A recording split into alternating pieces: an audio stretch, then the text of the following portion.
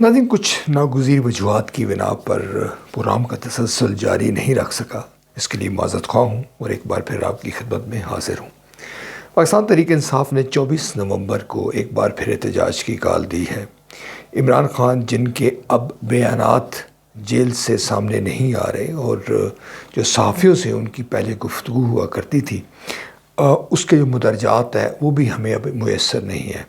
یوں ہم یہ کہہ سکتے ہیں کہ پاکستان تحریک انصاف کے جو بانی ہیں ان پر پابندی یوں عائد کی گئی ہے کہ ان کا کوئی بیان سامنے نہ آئے۔ اس حکمت عملی کو مختلف ذرائع مختلف حوالوں سے پیش کرتے ہیں۔ مثلا ایک نقطہ نظر یہ ہے کہ تحریک انصاف کے مذاکرات چل رہے ہیں حکومت کے ساتھ، طاقتور حلقوں کے ساتھ، اور پاکستان تحریک انصاف کے جو بانی ہے وہ دانستہ طور پر ایسے بیانات نہیں دے رہے ہیں، جبکہ جو پاکستان تحریک انصاف کے جو رہنما ہیں، جو ان کا ورژن ہے وہ یہ ہے کہ پابندی عائد کی گئی ہے، ان کو ملنے نہیں دیا جا رہا۔ آپ کو یاد ہوگا کہ حال ہی میں گزشتہ روز ہی پاکستان تحریک انصاف کے جو مختلف رہنما ہیں، عمر ایوب ہے، جن میں ان کی اور جو دیگر رہنما شامل تھے، جب وہ اڈیالہ جیل میں گئے تو ان کو ملنے نہیں دیا گیا، ان کو گرفتار کر لیا گیا کہ انہوں نے دفعہ 144 کی خلاف ورزی کی ہے۔ یوں ایک ابہام کی سی صورتحال ہے جو بظاہر ہم یہ کہہ سکتے ہیں کہ دانستہ طور پر پیدا کیا گیا ہے۔ کیا پاکستان تحریک انصاف 24 نومبر کو ایک بڑا احتجاج کر سکے گی؟ کیا ایسی صورتحال پیدا ہوگی کہ حکومت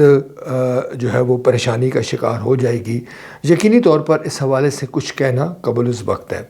گزشتہ احتجاج پر بھی جو وزیر اعلیٰ KP کے ہیں امین گنڈاپور، جس طرح سے وہ غائب ہوئے، پھر وہ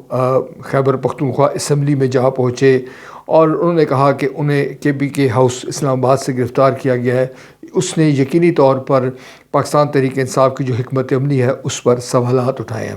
عام جو کارکن ہے وہ یہ پوچھنے میں حق بجانب ہے کہ جب یہ کہا جاتا ہے کہ ڈو اور ڈائی ہوگا اس بار، اور اس بار ہم اپنے مکتوبہ مقاصد حاصل کیے بغیر نہیں جائیں گے، تو پھر جب اچانک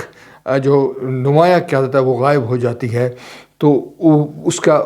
کیا اثر ہوگا، اور اس کا یہ جو سوال ہے اس کا جواب یقینی طور پر کارکنوں کو نہیں مل رہا۔ بظاہر ہم یوں کہہ سکتے ہیں کہ پاکستان تحریک انصاف کی جو لیڈرشپ ہے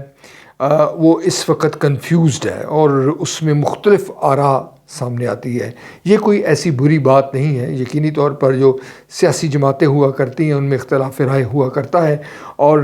اختلاف رائے کسی ملک میں، کسی معاشرے میں، کسی ریاست میں ہونا یقیناً خوش آئند ہے، اور اس میں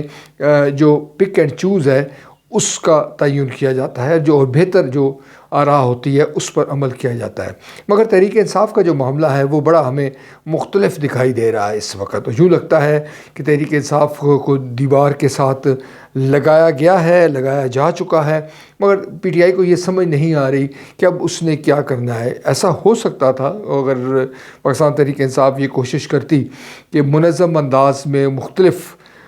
علاقوں میں، مختلف شہروں میں جلسے جلوس کا انعقاد کرتی اور اپنا پاور شو کرتی اور حکومت کے خلاف جو اپنا نیریٹو ہے وہ بلڈ اپ کرنے کی کوشش کرتی، مگر ایسا ہمیں ہوتا ہوا نظر نہیں آ رہا۔ آپ کو یاد ہے حال ہی میں جو کانفرنس ہوئی تھی جس میں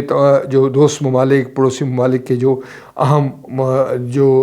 نمائندے تھے، سربراہان مملکت بھی شریک ہوئے تھے،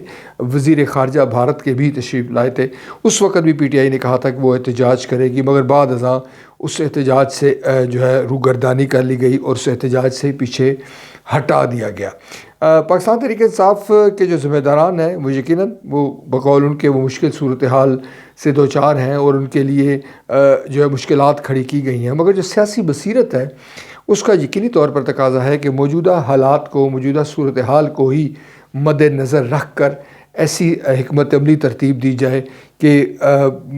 جو ہے شرمندگی سے بچا جائے۔ اگر ایسا نہیں ہوتا، اگر ہم یوں تصور کریں کہ 24 نومبر کو بھی پاکستان تحریک انصاف کوئی مؤثر احتجاج نہیں کرتی، یا اس سے پہلے ہی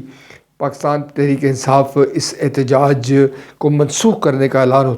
کرتی ہے، تو یقینی طور پر یہ صورتحال PTI کے لیے تباہ کن ثابت ہوگی، اور اس کا جو ووٹر ہے، اس کا جو حمایتی ہے، اس کا جو کارکن ہے، وہ یقیناً جو موجودہ پاکستان تحریک انصاف کی جو قیادت ہمیں قومی منظرنامے پہ دکھائی دیتی ہے اس سے یقینی طور پر بیزار ہوگا۔